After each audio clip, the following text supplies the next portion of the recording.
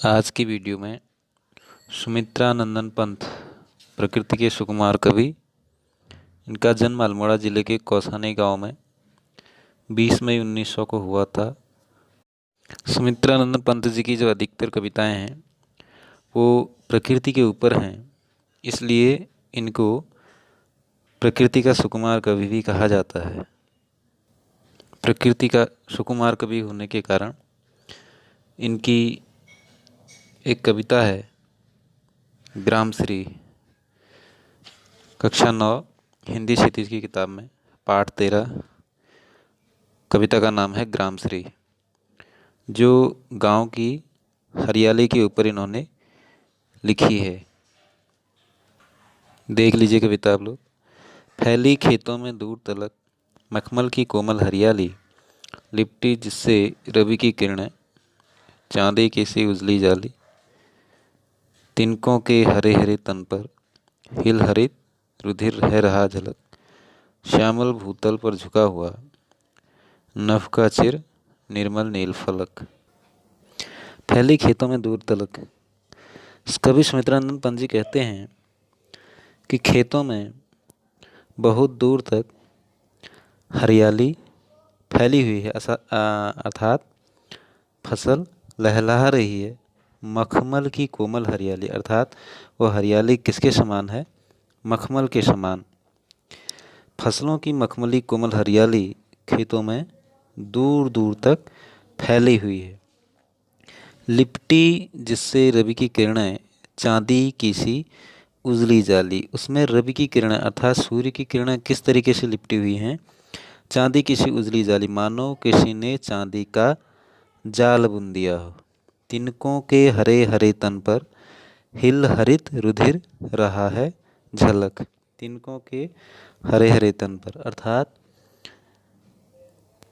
कवि तिनकों को हरे तन वाला बताता है और कह रहा है कि ऐसे हरे तिनकों में हरियाली इस प्रकार समा गई है जैसे नसों में बहता हुआ रुधिर। हिल हरित रुधिर है रहा झलक, हरा हरा खून जिस तरीके से झलक रहा हो। श्यामल भूतल पर झुका हुआ नभ का चिर निर्मल नील फलक। ऐसे फसलों की हरितिमा से सांवली हुई धरती के ऊपर, नभ माने आकाश, विशाल आकाश का कभी न धूमिल पड़ने वाला नीला आकाश मानो नीचे झुककर धरती को छू लेना चाहता हो। श्यामल भूतल पर झुका हुआ नभ का चिर निर्मल नील फलक, मानो नीला आसमान ऐसा चाहता हो कि धरती को छू लूं। इन पंक्तियों में कवि ने प्रकृति एक संपूर्ण सचल दृश्य का वर्णन किया है और प्राकृतिक सौंदर्य का बड़ा ही मनोहारी चित्रण किया है। अगला पैराग्राफ है, रोमांचित सी लगती वसुधा आई जो गेहूं में बाली, अरहर सनई की सोने की किंकिणियां हैं शोभाशाली, उड़ती भीनी तैलाक्त गंध, फूली सरसों पीली पीली, लो हरित धरा से झांक रही, नीलम की कली तीसी नीली। रोमांचित सी लगती वसुधा, इस काव्य में कवि कह रहा है कि धरती जो है रोमांचित है। आई जो गेहूं में बाली, गेहूं और जौ में नव विकसित बालियां आ गई हैं। अरहर सनई की सोने की किंकिणियां हैं शोभाशाली।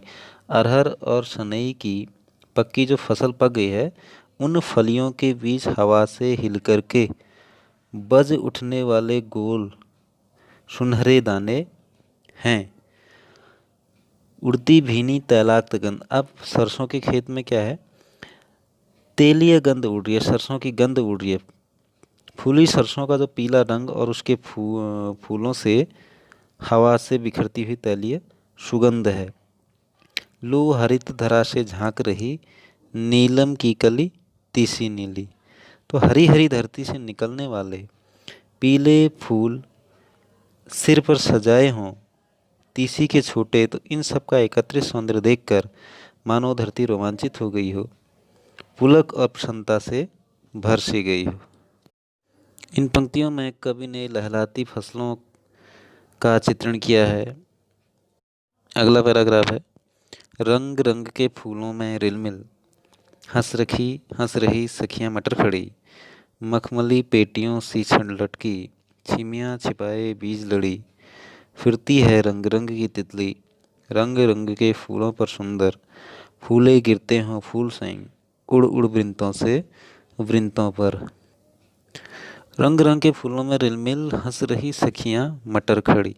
तो कवि कहता है कि रंग बिरंगे के फूलों से झिलमिल हंस रही सखियां मटर खड़ी। मटर के दाने जो हैं, मटर के पेड़ जो हैं, ऐसा लग रहा है मानो प्रफुल्लित हो गई हों।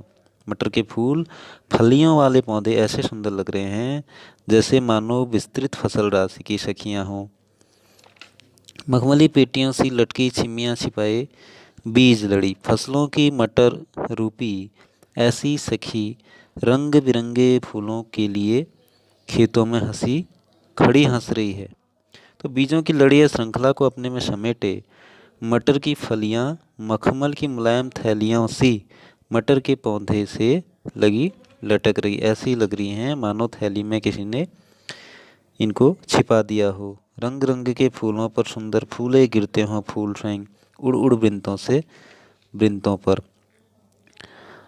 तो मटर के फूलों पर बैठती उड़ती रंग बिरंगी तितलियां कैसी प्रतीत हो रही हैं, मानो फूल से दूसरे फूल पर जाती हैं। तो ऐसा लग रहा है जैसे रंग बिरंगे फूल स्वयं ही अपने वृंतों से उड़ करके दूसरे वृंतों पर जाकर बैठ जाते हैं। अर्थात तितलियां फूल के समान लग रही हैं कि मानो ऐसा लग रहा है कि फूल उड़ करके एक फूल से दूसरे फूल में बैठ रहे हैं।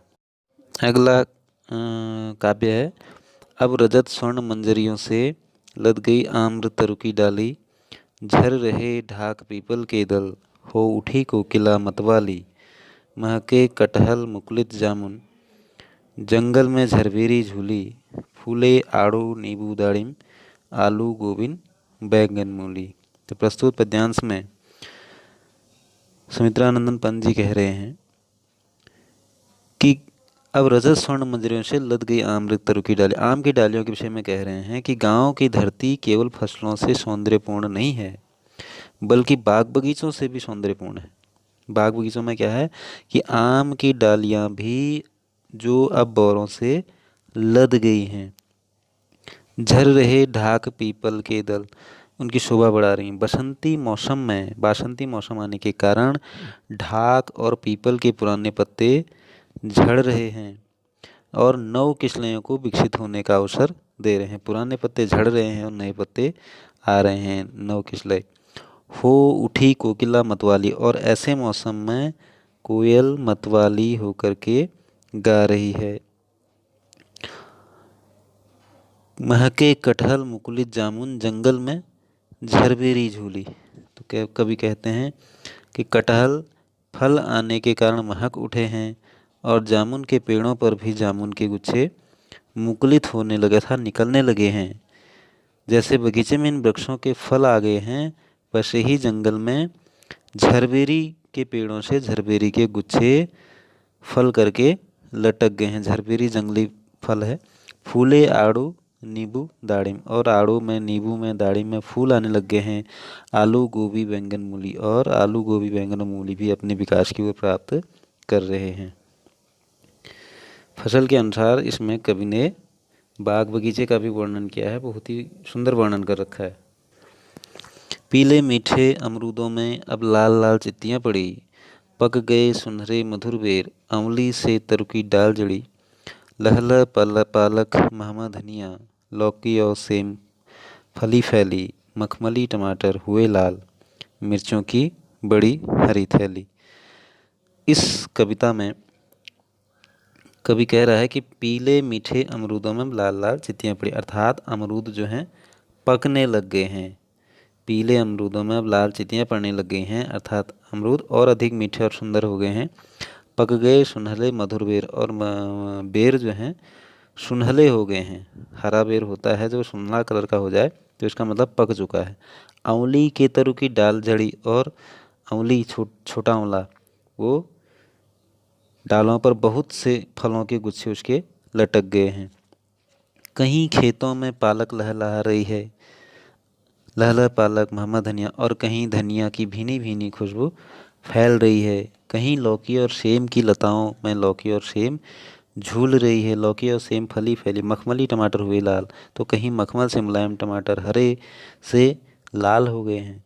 मिर्च के गुच्छों को देखकर, मिर्चों की बड़ी हरी थैली, मिर्च के गुच्छों को देखकर कवि कल्पना कर रहा है कि बीजों से भरी हुई हरी थैली के रूप में प्रस्तुत करती। ऐसा लग रहा है मानो कि इसी हरी थैली में बीज भर दिए हों। तो इसमें कवि ने विभिन्न फसलों और फलों के सौंदर्य का वर्णन किया है। बालू के सांपों से अंकित गंगा की सतरंगी रेती, सुंदर लगती सरपत झाई, तट पर तरबूजों की खेती, अंगुली की कंघी से बुगले कलंगी सवारते हैं कोई, तिरते जल में सुरखा पुलिन पर मगरोठी रहती है सोई। बहुत सुंदर वर्णन किया है कवि ने। कह रहा है कि बालू के सांपों से अंकित गंगा की सतरंगी रेती, तो गंगा की जो रेत है उस पे जो सूर्य का प्रकाश पड़ गया है उसके कारण सतरंगी बनकर वो चमक रही है। जब रेत पे सूर्य का प्रकाश पड़ रहा है तो वह सतरंगी बनके चमक रही है।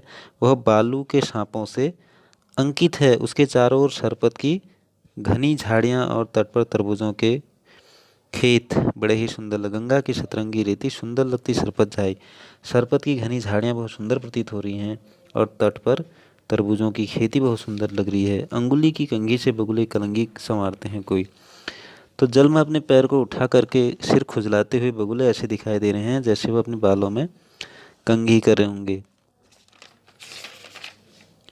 तिरते जल में सुरखा पुलिन पर मगरोठी रहती सोई, गंगा के उस प्रवाहमान जल में कहीं सुरखाब तैर रहे हैं तो कहीं किनारे पर मगरोठी सोई हुई ऊँगती हुई सी दिखाई पड़ रही है। मगरोठी ये पक्षी है। तो ये गंगा के रेत का मनोहारी वर्णन इसमें कर। अगली पंक्ति देखिए, हंसमुख हरियाली हिम आतप, सुख से अलसाए से सोए, भीगी अंधियारी में निजगी, तारक स्वप्नों में से खोए, मरकट डिब्बे का खुला ग्राम, जिस पर नीलम नभ आच्छादन, निर्वम हिमांत में स्निग्ध शांत, निज शोभा से हरता जनमन।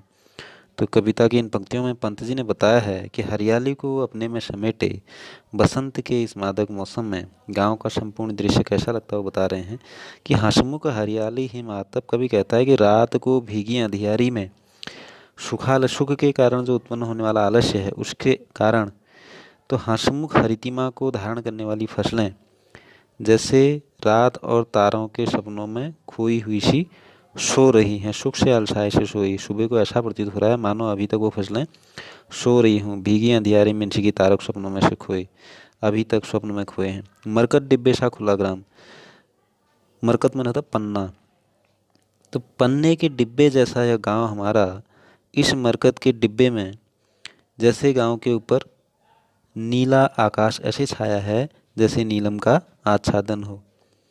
मरकट डिब्बे सा खुला ग्राम जिस पर नीलम नभ आच्छादन, तो जैसे पन्ने जैसी हरी छवि वाली इन फसलों को धारण करने वाली धरती का गांव पन्ने के डिब्बे जैसा है। तो उस मरकत के डिब्बे जैसे गांव के ऊपर नीला आसमान ऐसा छाया है मानो नीलम का आच्छादन हो, डिब्बे के ऊपर नीला ढक्कन हो। निरुपम हिमांत में स्निग्ध शांत निज शोभा से हरता जन्मम, तो अनुपमेय शोभायुक्त गांव की स्निग्ध छटा दृश्य इस वासंती मौसम में अपनी शोभा से लोगों के मन को हर लेने वाली है। तो कवि ने बसंत के आगमन पर गांव के सौंदर्य का इसमें चित्रण किया है। हंसमुख हरियाली हिम आतप नभ जन्म अनुप्रास अलंकार है। तो तत्सम तद्भव प्रधान शब्दावली का प्रयोग इसमें उन्होंने किया है।